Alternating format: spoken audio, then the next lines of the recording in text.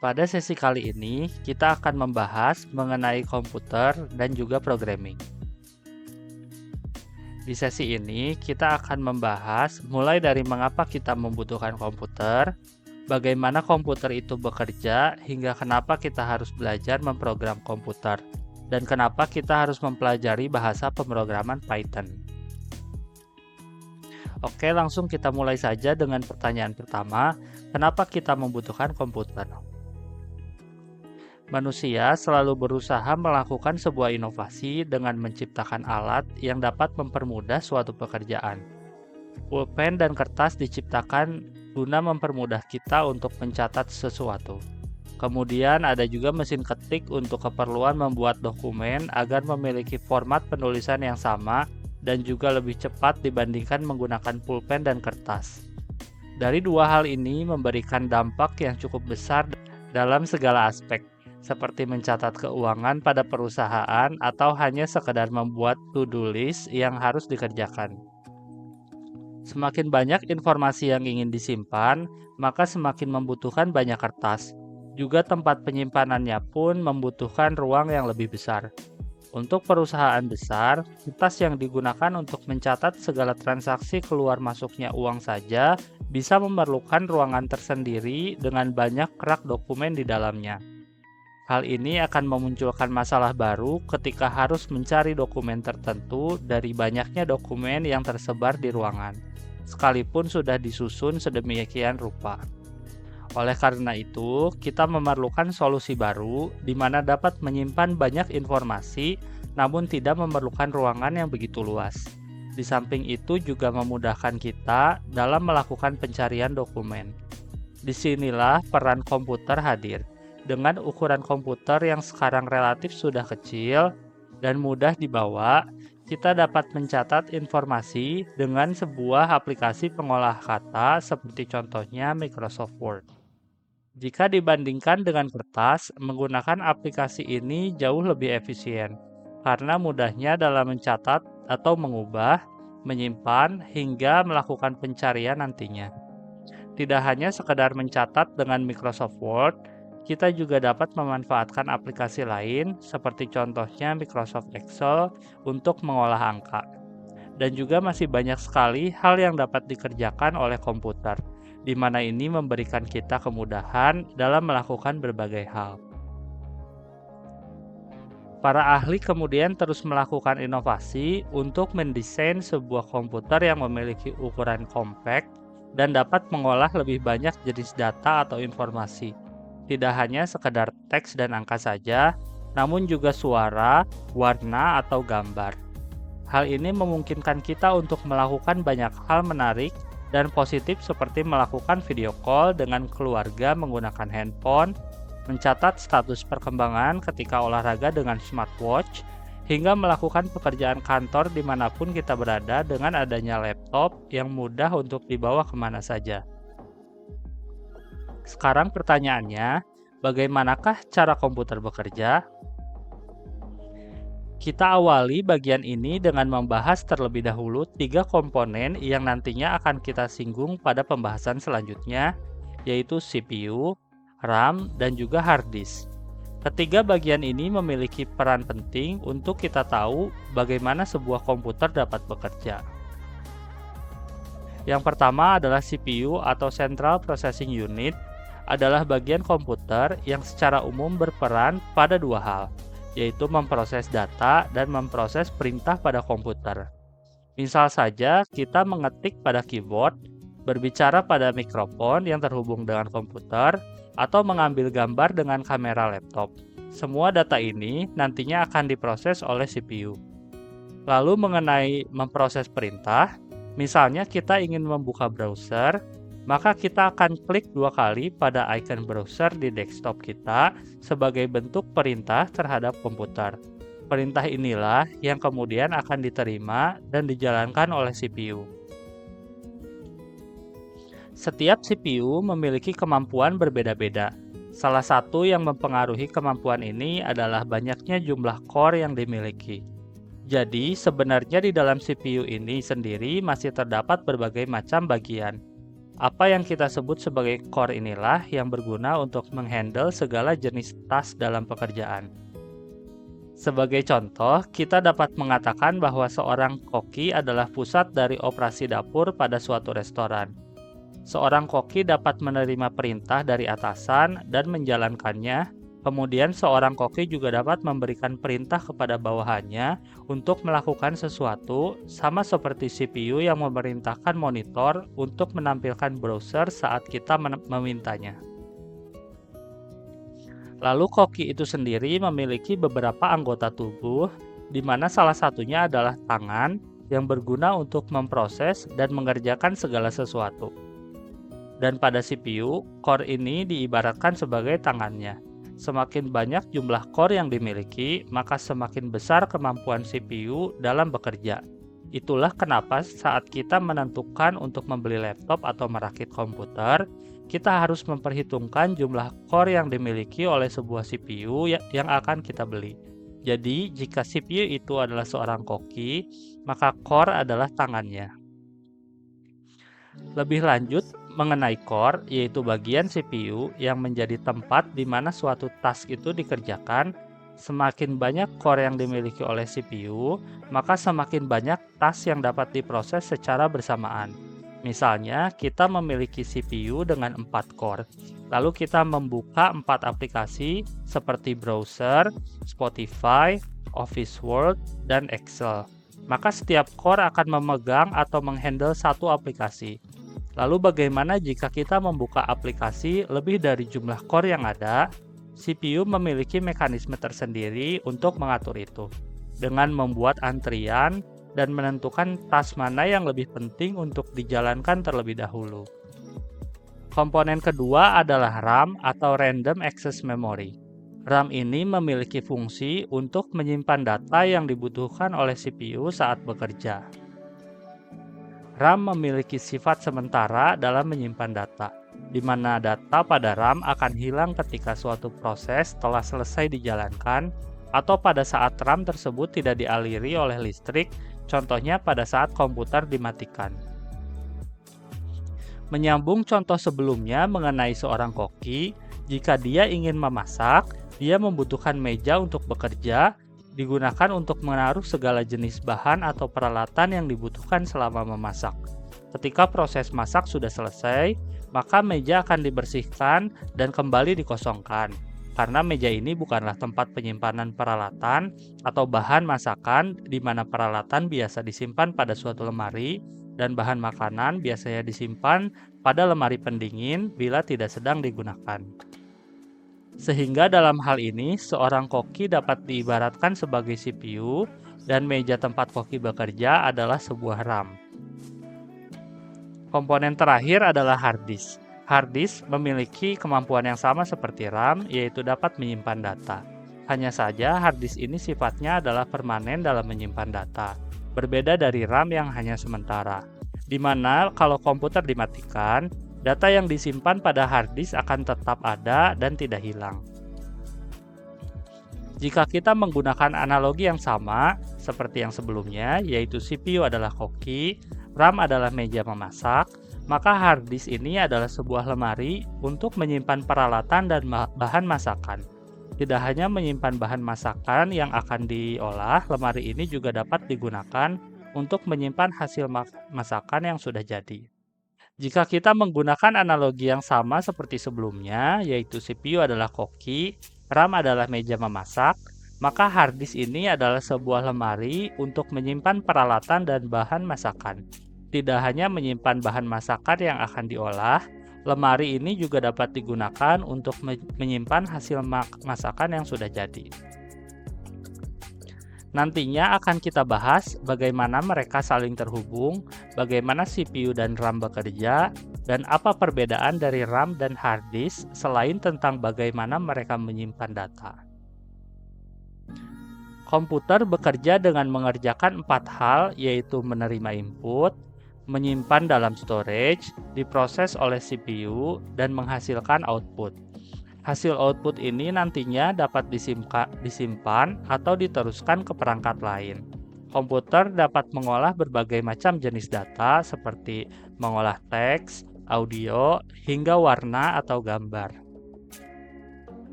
Sebagai contoh, saat kita sedang mengolah teks menggunakan Office Word dan menekan salah satu huruf pada keyboard, katakanlah huruf A, keyboard akan mengirimkan data input berupa tombol apa yang ditekan ke CPU. CPU kemudian menerima inputan ini dan menyimpan ke storage sementara yaitu RAM. CPU kemudian menerima inputan ini dan menyimpan ke storage sementara yaitu RAM. Kemudian CPU memprosesnya untuk dapat ditampilkan pada monitor sebagai bentuk output. Data ini pun nantinya bisa disimpan ke dalam storage permanen yaitu hard disk. Mari kita coba bahas hal ini dengan lebih detail mulai dari bagaimana data itu masuk sebagai inputan. Sebenarnya komputer hanya memahami satu hal yaitu bilangan biner, di mana sebuah bilangan yang hanya terdiri dari angka 0 dan angka 1. Hal ini mengharuskan semua data yang masuk untuk diproses dalam bentuk bilangan biner. Dan memang semua data yang diproses pada komputer akan menggunakan bentuk biner ini. Dalam matematika, terdapat berbagai jenis bilangan angka. Dua di antaranya adalah bilangan desimal dan bilangan biner. Jenis bilangan yang biasa kita gunakan adalah bilangan desimal, yang memiliki 10 digit dari 0 hingga 9. Dalam bilangan desimal ini, kita mengenal istilah satuan, puluhan, ratusan, ribuan, hingga seterusnya, dengan menggunakan kelipatan 10. Hal ini berkaitan dengan posisi dari suatu digit dalam suatu susunan angka. Sebagai contoh, kita memiliki angka yang terdiri dari 4 digit, yaitu 2, 0, 2, 1. Secara naluri, kita langsung menyebutnya 2021. Kenapa tidak menyebutnya 2021? Kenapa ketika 2 atau lebih angka disusun bersamaan, akan menghasilkan nama atau nilai yang berbeda?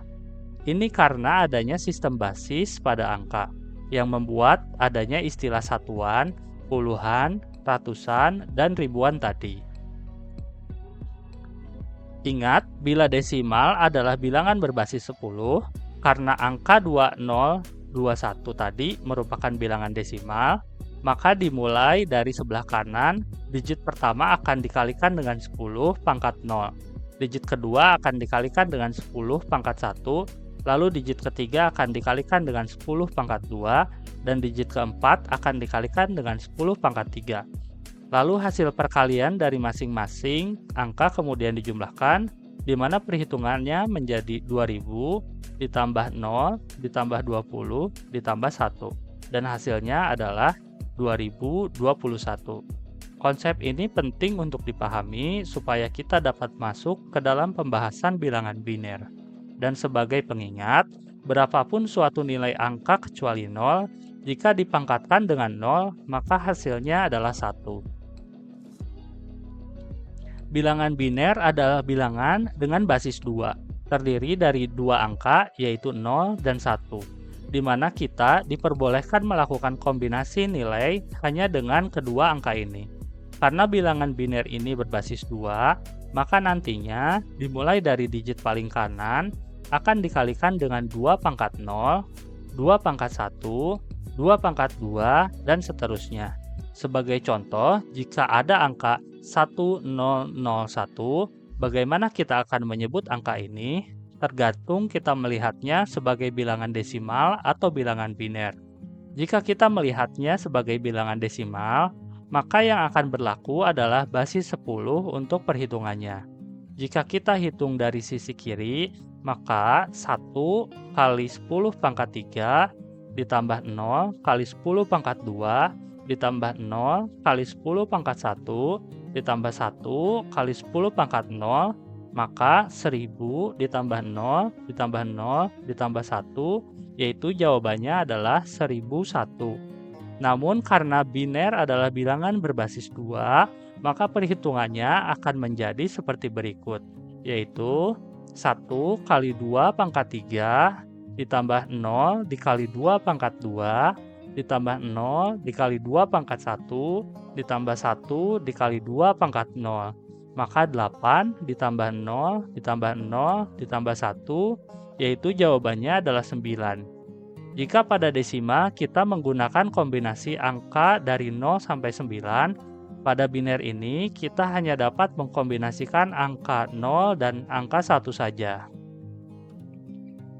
Sebagai contoh tambahan, bagaimana cara kita menulis nilai 23? Dengan bilangan desimal, kita menulisnya dengan 23. Namun dengan biner, kita menulisnya dengan 1, 0, 1, 1, 1.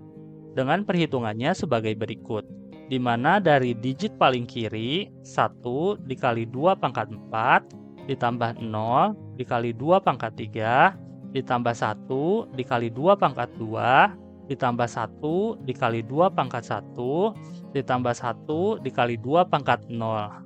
Jadi sama dengan 16 ditambah 0 ditambah 4 ditambah 2 ditambah 1 sama dengan 23. Dalam sistem bilangan biner, terdapat istilah yang namanya bit, yaitu singkatan dari binary digit. Jika dari sebelumnya kita menggunakan istilah digit untuk setiap angkanya, sekarang kita akan menggantinya dengan istilah bit. Sebagai contoh, angka 1001 yang tadinya kita sebut sebagai angka yang terdiri dari 4 digit, sekarang kita akan sebut sebagai 4 bit. Dalam komputer juga ada namanya istilah byte, di mana 1 byte itu sama dengan 8 bit. Dalam memproses data di komputer, kita akan menggunakan satuan byte. Seperti menerima input dari keyboard, setiap huruf atau karakter akan dikirim dalam bentuk 1 byte. Kenapa 1 byte? Dengan 1 byte berarti kita memiliki 8 bit.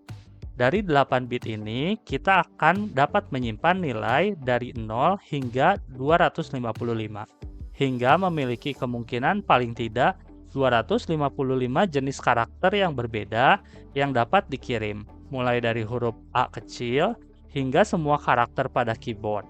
Jadi saat kita menentukan satu huruf, maka data sebesar 1 byte dikirim ke CPU. Setelah kita sudah membahas apa itu bilangan biner, sekarang kita akan membahas contoh bagaimana komputer memproses huruf, angka, atau karakter lain pada keyboard. Saat ini terdapat aturan yang disepakati bersama secara internasional untuk bagaimana cara kita mentranslate setiap karakter yang ada ke dalam bentuk biner. Aturan ini disimpan ke dalam tabel bernama American Standard Code for Information Interchange atau kita singkat menjadi ASCII. Pada tabel ASCII, kita bisa melihat bahwa huruf kapital A memiliki nilai 65, di mana 65 ini adalah bilangan desimal yang kemudian ditranslate menjadi bilangan biner, yaitu 0, 1, 000001,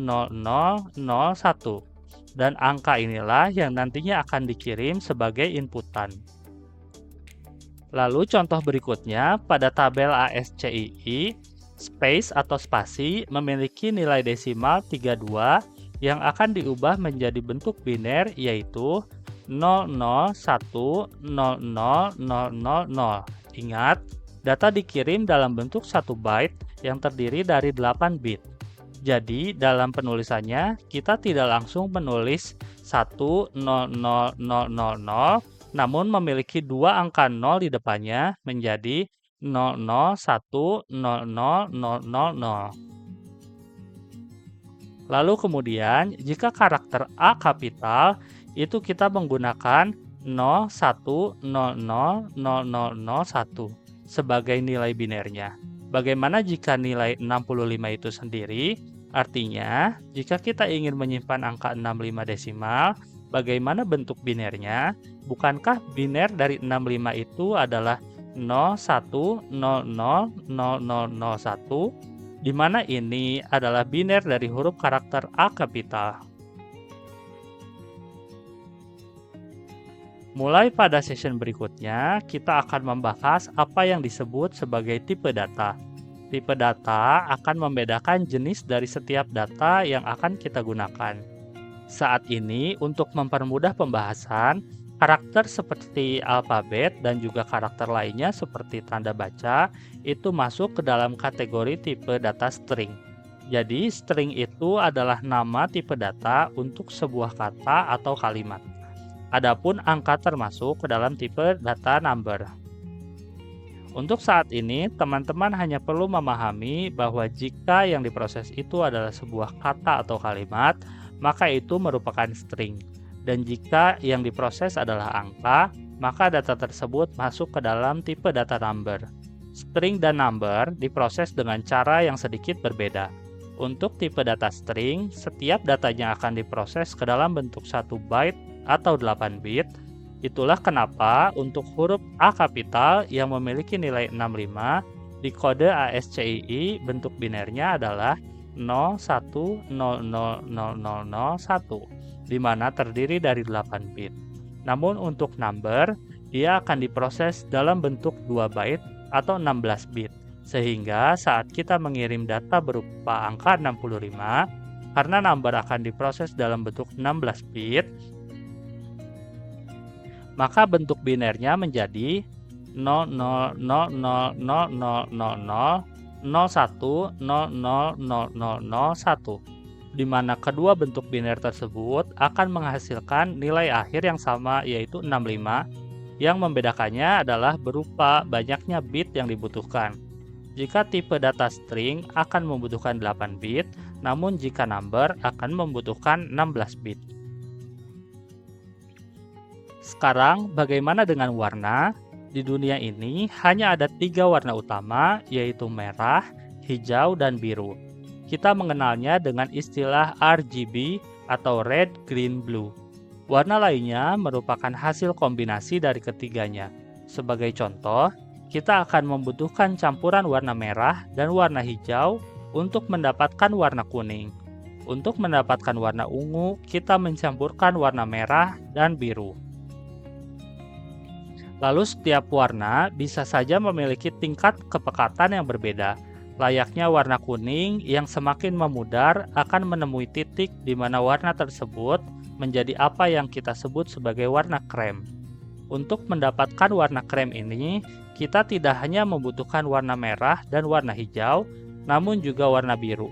Hanya saja dengan komposisi yang lebih sedikit dari kedua warna sebelumnya, yaitu merah dan hijau. Lalu bagaimana kita menentukan sedikit banyaknya komposisi dari setiap warna? Kita biasa menentukan jarak suatu nilai sebagai acuan untuk mengukur sesuatu. Contohnya, kita biasa mengukur tingkat kepuasan pelanggan dengan menentukan jarak nilai dari 1 sampai 5, bisa dengan angka atau bintang. Kemudian mengukur persentase dengan jarak nilai 1 sampai 100. Atau pada saat kita kuliah, mengukur nilai mahasiswa yaitu IPK dengan memiliki jarak 1 sampai 4. Pada sistem warna RGB ini, untuk menentukan ukuran atau komposisi setiap warnanya, kita menggunakan jarak nilai dari 0 sampai 255. Semakin besar nilainya, maka semakin pekat warna tersebut. Dan jika semakin rendah, maka semakin mengarah ke warna hitam. Ya, betul, hitam. Bukan memudar mendekati warna putih. Bahkan justru warna putih adalah perpaduan dari ketiganya dengan komposisi yang sama, yaitu 255 untuk setiap warnanya. Jadi merah sebesar 255, hijau sebesar 255, dan biru juga sebesar 255. Sebagai catatan, kita tidak akan menghafal susunan angka ini untuk setiap warnanya, karena akan banyak tools yang dapat membantu kita menentukan komposisi dari setiap warnanya saat bekerja nanti.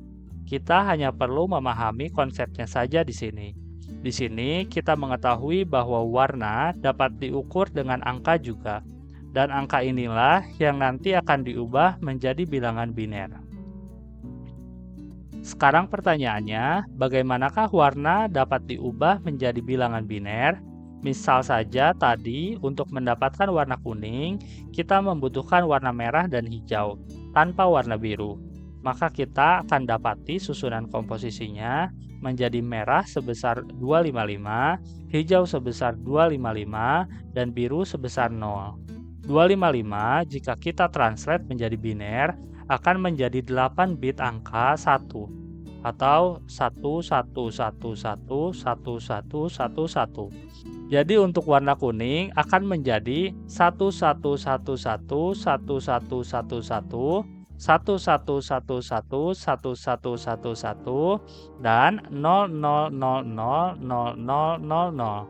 Jadi setiap data yang akan diproses komputer akan diubah menjadi bilangan biner terlebih dahulu.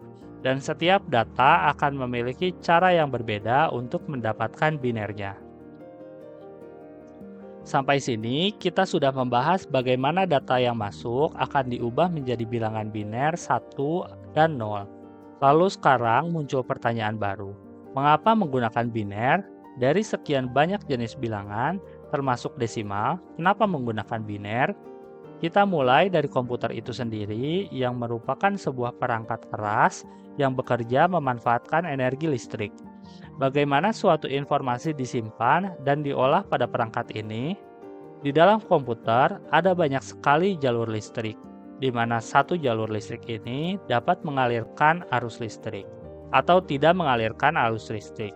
Artinya, ada kondisi on saat listrik mengalir pada salah satu jalur dan kondisi off saat listrik tidak mengalir pada jalur listrik.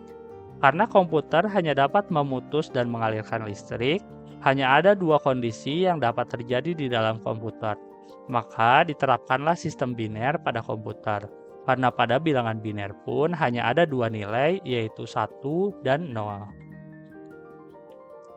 Dan pada pembahasan sebelumnya, kita telah membahas bagaimana sebuah karakter itu ditransfer. Suatu karakter ditransfer dalam bentuk 1 byte per karakternya, atau 1 byte ini terdiri dari 8 bit. 1 bit ini diwakilkan oleh satu jalur listrik pada komputer. Sehingga jika kita mengirimkan karakter huruf A kapital yang memiliki nilai 65, yang jika kita ubah menjadi biner adalah 01000001, berarti akan terdapat 8 jalur listrik, yang mana 2 diantaranya akan mengalirkan listrik karena adanya bit yang bernilai 1 di sana, dan 6 jalur sisanya tidak mengalirkan listrik karena memiliki nilai 0. Kombinasi dari 8 jalur inilah yang nantinya akan dipahami oleh komputer sebagai satu sinyal dari sebuah huruf kapital A. Mekanisme ini berlaku untuk seluruh data yang diproses oleh komputer. Kombinasi dari 1 dan 0 dari adanya listrik yang mengalir atau tidak mengalir pada suatu jalur listrik. Seperti yang sudah pernah kita singgung sebelumnya, komputer bekerja dengan mengerjakan 4 hal, yaitu menerima input, menyimpan ke dalam storage, memproses menggunakan CPU, dan menghasilkan suatu output. Kita ambil satu contoh ketika kita sedang mengolah teks menggunakan Office Word. Saat kita menekan salah satu huruf pada keyboard, katakanlah huruf P, komputer akan mengirimkan data input berupa tombol apa yang ditekan. Data ini kemudian disimpan ke dalam tempat penyimpanan sementara, yaitu RAM, yang selanjutnya akan CPU proses untuk memunculkan output tampilan huruf pada monitor kita. Jadi kita menekan tombol pada keyboard, dari keyboard mengirim data yang kemudian akan disimpan di RAM, yang kemudian CPU akan proses untuk mengeluarkan hasilnya, yaitu menampilkan huruf P pada monitor. Setiap data yang masuk, CPU akan menerimanya, lalu menyimpannya ke dalam RAM terlebih dahulu. Segala bentuk jenis data dan instruksi atau perintah akan terlebih dahulu disimpan di sini, yaitu di RAM. Kemudian CPU akan memilih data atau perintah mana yang lebih dahulu diproses dan kemudian mengambilnya dari RAM. Saat kita membuka aplikasi pengolah kata seperti Notepad misalnya, maka instruksi untuk menjalankan Notepad ini juga akan tersimpan pada RAM, lalu diambil kembali oleh CPU untuk diproses. Lalu muncullah Notepad di monitor. Setelah Notepad berhasil terbuka, kita akan mengetik beberapa karakter dan membuat sebuah kalimat. Maka setiap karakter ini juga akan disimpan di RAM. Selama Notepad masih dijalankan atau dibuka, maka selama itu juga RAM akan menyimpan data yang berhubungan dengan Notepad ini, termasuk karakter atau kalimat yang kita ketik di dalamnya. Kemudian saat kita menyimpan suatu file yang baru dengan extension txt, File tersebut akan disimpan pada hard disk, lalu saat kita menutup aplikasi Notepad, semua data yang berhubungan dengan Notepad akan dihapus atau dibersihkan dari RAM. Namun data pada hard disk berupa file baru tadi akan tetap tersimpan walaupun aplikasi Notepad sudah tertutup. Semoga sampai sini teman-teman semakin paham perbedaan mengenai istilah penyimpanan sementara pada RAM dan permanen pada hard disk. Permanen di sini maksudnya adalah sampai kita menghapus file itu sendiri atau bila terjadi kerusakan pada hard disk atau juga kalau terhapus oleh virus atau alasan lainnya. Untuk lebih jelas, mari kita coba bahas ini lebih lanjut dengan menggunakan sebuah analogi. Bayangkan pada seorang yang sedang mencari informasi rata-rata gaji karyawan dari tumpukan berkas di ruangan kerjanya. Sebut saja si A. Dalam ruangan tersebut terdapat meja, kursi, dan lemari. Berkas yang akan diproses mulanya berada di ruangan yang lain. Ada karyawan lain yaitu B yang mengantarkan berkas tersebut ke ruangan kerja si A. Lalu berkas ini ditaruh di atas meja, kemudian si A mulai bekerja untuk membaca semua berkas yang ada dan menghitung untuk mendapatkan informasi rata-rata gaji. Rata-rata gaji ini dikelompokkan berdasarkan divisi sehingga menghasilkan beberapa berkas baru berisi informasi rata-rata gaji per divisi. Berkas baru ini nantinya bisa saja disimpan atau dikirim ke ruangan lain untuk digunakan. Dari analogi tersebut, kita dapat katakan bahwa berkas yang dibawa masuk oleh B ke ruangan A merupakan sebuah inputan data. Kemudian meja tersebut adalah sebuah RAM karena akan menjadi tempat sementara data yang disimpan atau ditaruh selama proses pengerjaan berlangsung. Si A itu sendiri berperan sebagai pusat pemrosesan dari komputer yang kita sebut sebagai CPU. CPU bertugas untuk mengolah data yang ada pada RAM untuk mendapatkan hasil yang diinginkan.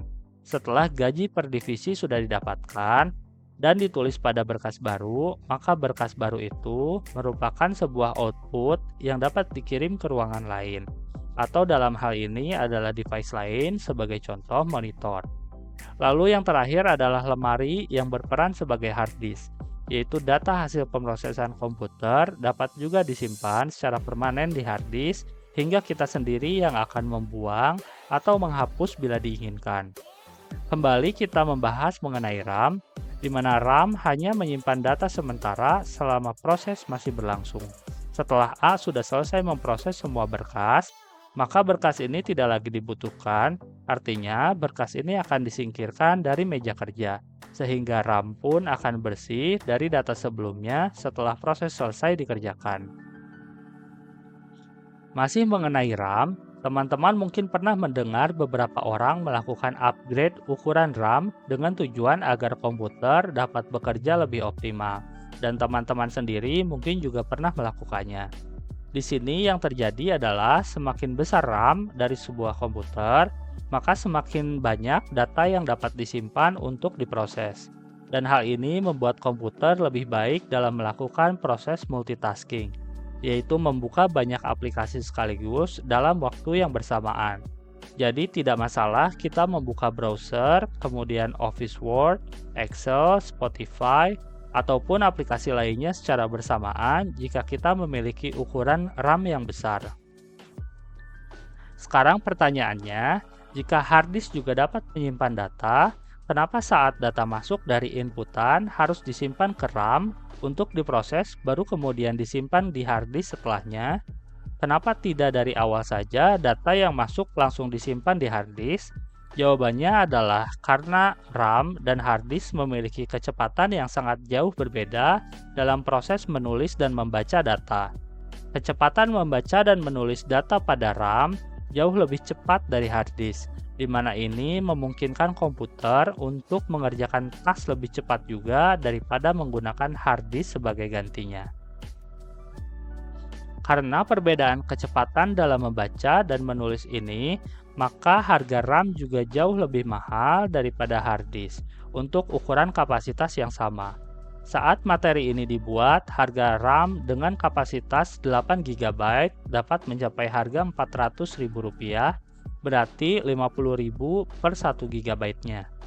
Jika ingin memiliki 500 GB RAM, biaya yang dibutuhkan dapat mencapai 25 juta, sedangkan harga harddisk untuk 500 GB hanya sekitar Rp350.000 saja. Teknologi terus berkembang, salah satunya adalah perangkat harddisk ini yang memiliki perkembangan. Saat pertama kali harddisk diciptakan, ia menggunakan logam disk untuk menyimpan data. Jadi, terdapat piringan layaknya CD pada bagian dalam harddisk. Namun saat ini sudah ada tipe harddisk baru yaitu SSD atau kepanjangannya Solid State Storage Device yang memiliki kecepatan lebih tinggi dibandingkan dengan harddisk biasa. Lalu CPU juga mengalami perkembangan, salah satunya adalah bertambahnya jumlah core pada satu buah CPU. Jika dahulu hanya memiliki satu core pada satu CPU, saat ini sebuah CPU dapat memiliki hingga 8 core atau lebih, dan juga memiliki ukuran clock speed yang terus meningkat, di mana clock speed adalah kecepatan CPU dalam mengeksekusi instruksi atau perintah. Biasanya ditampilkan dalam satuan GHz. Tidak hanya hard disk dan CPU saja yang berkembang, RAM juga memiliki peningkatan dalam kecepatan mencatat dan memberikan data atau read kepada CPU. Setelah membahas lebih mengenai perbedaan RAM dan hard disk, sekarang kita akan membahas mengenai CPU dan RAM yang saling mempengaruhi dalam menentukan kecepatan komputer bekerja. Sebagai ilustrasi, kita kembali ke contoh sebelumnya, yaitu seorang karyawan yang bekerja menghitung gaji karyawan untuk setiap divisi. Andaikan karyawan ini mampu mengolah 100 data karyawan per menitnya, kemudian meja kerjanya juga memiliki kemampuan untuk memberikan 100 data karyawan setiap menitnya ke karyawan yang sedang memproses datanya. Ini merupakan kondisi yang ideal antara kemampuan karyawan dalam memproses data dan kemampuan meja kerja dalam memberikan data. Sekarang, bagaimana jika salah satunya memiliki kemampuan yang lebih rendah? Contoh saja, dalam 1 menitnya, meja kerja hanya dapat memberikan 50 data karyawan, sementara karyawan yang mengolah data ini mampu menyelesaikan 100 data dalam 1 menit. Ini akan membuat karyawan yang mengolah data menjadi tidak dapat bekerja semaksimalnya. Atau mungkin juga sebaliknya. Andaikan karyawan hanya dapat memproses 50 data per menit, sedangkan data yang dapat diberikan oleh meja kerjanya adalah 100 per menitnya, ini pun merupakan kondisi yang tidak ideal. Jadi CPU dan RAM sebaiknya memiliki kemampuan yang seimbang, di mana RAM akan mengirimkan data ke CPU dan CPU akan memprosesnya. Jika RAM mengirim data dengan banyak, namun CPU memprosesnya lambat, ini akan menyebabkan antrian yang panjang. Namun jika CPU memproses data dengan cepat, tetapi RAM mengirim datanya sedikit demi sedikit, ini menyebabkan CPU jadi memiliki waktu untuk menganggur, karena menunggu data dari RAM.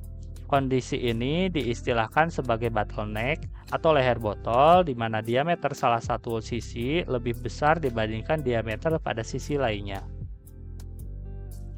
Dari sini kita sudah membahas 3 komponen pada komputer, yaitu CPU yang berperan sebagai pusat dari pemrosesan, kemudian RAM dan hard disk sebagai tempat penyimpanan data. Teman-teman mungkin paling tidak pernah satu kali mendengar istilah hardware dan juga software. Sekarang kita akan membahas sedikit mengenai keduanya. Yang pertama, hardware dapat didefinisikan sebagai bagian komputer yang memiliki bentuk fisik, di mana ada atau tidak adanya bentuk fisik ini menjadi pembeda antara keduanya.